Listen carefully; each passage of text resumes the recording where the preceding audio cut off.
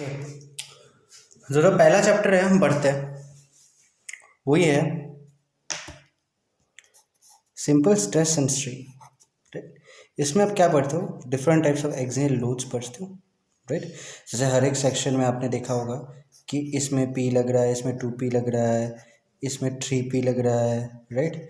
तो आप क्या करते थे, हर एक सेक्शन के लिए आप एक्सियल लोड डायग्राम बनाते थे, राइट। तो ऐसे डायग्राम बनाते हैं तो हमें पता होता है कि इस सेक्शन में कितना P लग रहा है, उसके हिसाब से हम देखते हैं कि हर एक सेक्शन में जो है स्ट्रेस कितना लग रहा है, और उससे हम पता लगाते हैं कि PL/AE तो उस सेक्शन में कितना ज़्यादा डिफॉर्मेशन हो रहा है। तो सबसे इम्पोर्टेंट बात है कि हम उस सेक्शन को सेव करते हैं जिसमें सबसे ज़्यादा एक्सियल लोड लग रहा है कि नहीं। तो इसीलिए हम बनाते हैं एक्सियल लोड डायग्राम। दूसरा जो आता है SFD एंड BMD। इसमें क्या होता है कि एक जो बीम है, बीम कोई मेंबर है जिसका लेंथ क्रॉस सेक्शन से बहुत ज़्यादा हाई होता है और उसमें सिर्फ ट्रांसवर्स शेयर लोड लगती है। फॉर एग्जांपल अगर ये लोड लग रहा है या फिर अगर ये लोड लग रहा है, ऐसा कुछ लोड लग रहा है, तो इसका अगर मैं ALD और SFD डायग्राम बनाऊँ तो कुछ भी बन सकता है, वी डोंट नो। देखना पड़ेगा कि लोड कैसे, उसको एनालाइज करते हम SFD शियर फोर्स डायग्राम बनाते हैं। मान लो कि कुछ ऐसा बन गया, for example, don't take in literal sense.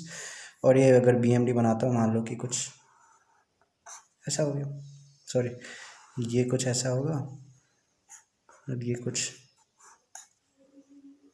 तो कैसा भी शेप का हो सकता है, लेकिन हमें इतना ज़रूर पता लग जाएगा कि किसी सेक्शन में कहाँ पे शेयर फोर्स सबसे ज़्यादा लग रहा है। जहाँ पे शेयर फोर्स ज़्यादा लगेगा उसमें सबसे ज़्यादा स्ट्रेस जनरेट होगा और सबसे ज़्यादा डिफॉर्मेशन होगा। जिसमें ज़्यादा बेंडिंग मोमेंट लगेगा उसमें सबसे ज़्यादा बेंडिंग स्ट्रेस जनरेट होगा, राइट। इसीलिए हम दूसरा जो चैप्टर पढ़ते हैं वो बोलते हैं बेंडिंग स्ट्रेस। और इसमें जो वर्ल्ड फेमस इक्वेशन है जिसको बोलते हैं M/I sigma y equal to E/R। तो अगर आप M मोमेंट लगा रहे हो तो इतना ज़्यादा सिग्मा आएगा, इतना ज़्यादा M बढ़ाओगे उतना ज़्यादा सिग्मा बढ़ेगा। तो हम उस वाले सेक्शन पे देखते हैं जिसमें सबसे ज़्यादा बेंडिंग मोमेंट है। मैं दोबारा बता रहा हूँ, ये SFD BMD जो है ये मैंने बहुत रफ बनाए, फॉर एग्जांपल में बनाए, तो इसको ये सही नहीं है, इसको ऐसे मत देखना, जब हम चैप्टर पढ़ेंगे तब देख लेंगे। उसके बाद एक आता है torsional stress type.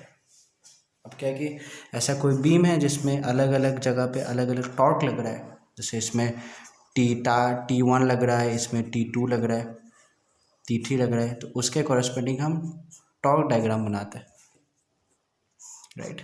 Torque diagram बनाते हैं और जहाँ पे सबसे ज़्यादा टॉर्क होगा उस पर अपना फोकस होगा, और वो क्या होता है, torque by J tau by Y equal to G θ/L।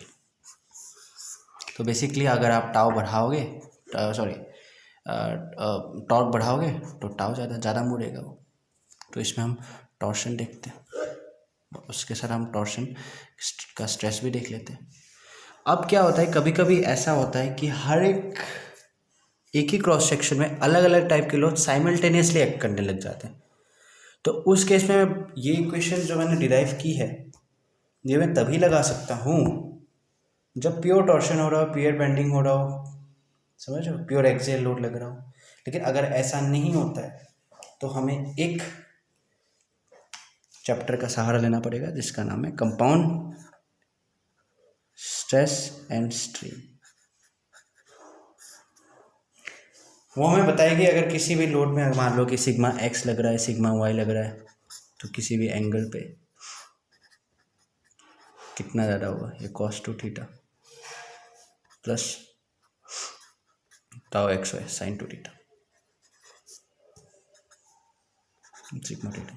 और उसी तरह टाउ का भी फॉर्मूला है ऐसे, sigma x minus sigma y/2 sin2θ minus का प्लस टाउ xy cos2θ।